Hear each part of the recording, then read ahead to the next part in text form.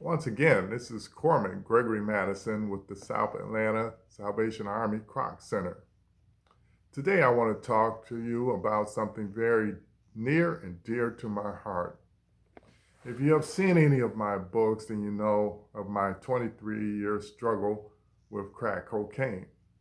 In my last video, I explained how it had been 43 years since I wore a uniform.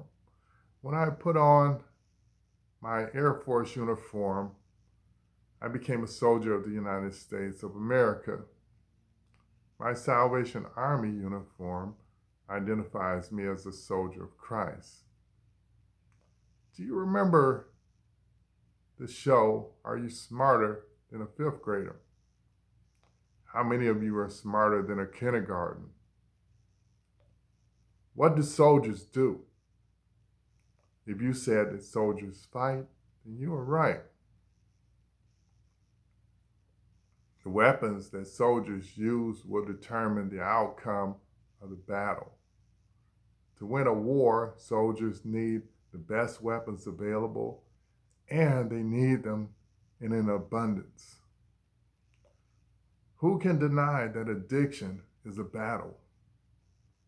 In some of my writing, I have emphasized that addiction is a threat to national security as well as the security of the family and individuals.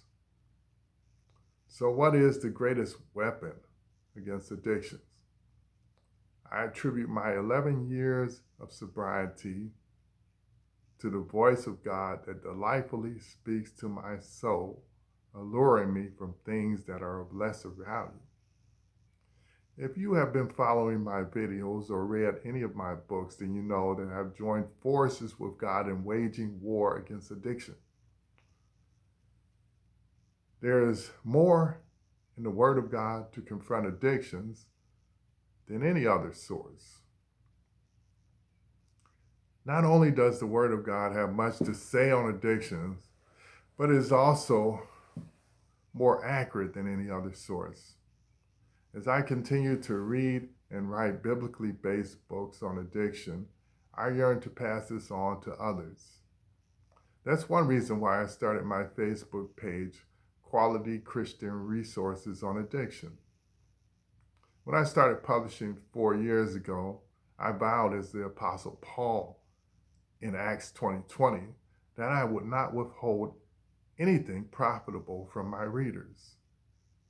Let me share with you what happens if we exclude the Word of God from our discussion on addictions.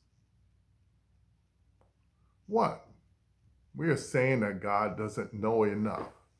He's a fool. 2. We are saying that God doesn't care.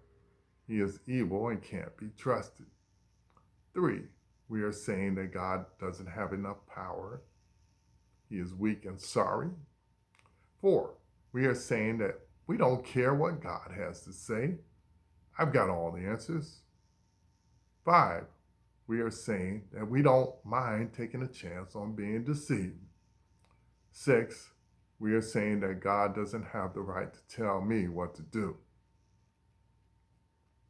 Many people bound to addictions are looking for a change.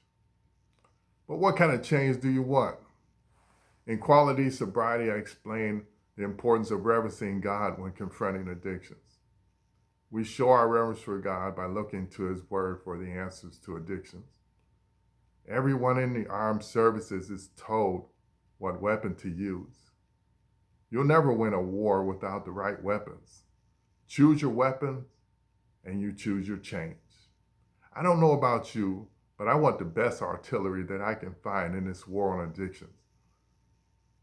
That weapon is the war of God, the Word of God. This is Corman Gregory Madison.